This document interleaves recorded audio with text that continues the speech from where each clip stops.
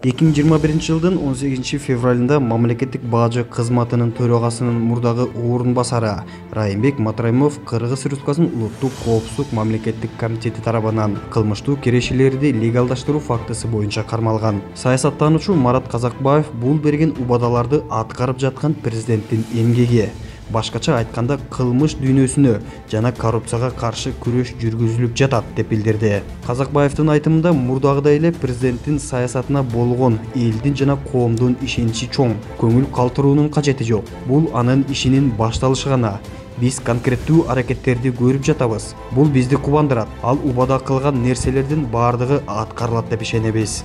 Ошондой эле Марат Казакбаев президентке болгон сын пикирлер бар экенин айтып, бардык оор чечимдерди ишке ашырууда, айрыкча коррупцияга каршы күрөшүүдө конкреттүү чечимдер керек экенин баса белгилеп кетти.